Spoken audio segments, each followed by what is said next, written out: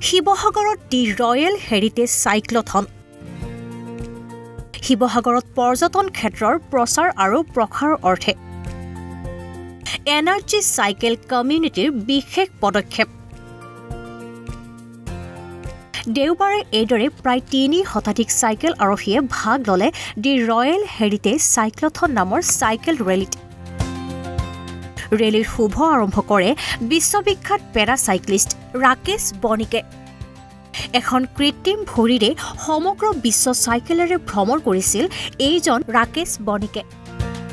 তাতেই এই অনুষ্ঠানৰ মূল উদ্দেশ্য লক্ষ্য হৈছে শাৰীৰিক সক্ষমতা বজাই ৰখাৰ উপৰিও শিৱসাগৰৰ পৰ্যটন ক্ষেত্ৰসমূহৰ প্ৰচাৰ কৰা শিৱসাগৰৰ শিৱদলৰ পৰা আৰম্ভ হোৱা ৪২ কিলোমিটাৰৰ এই ৰেলী অন্ত পৰে তলাতল ঘৰত তো আমাৰ উদ্দেশ্য এইটোৱে শিৱসাগৰ টুৰিজম সাইটটো আমি ডেভেলপ কৰা তাৰ লগতে সাইকেলৰ থ্ৰুৱেদি আমি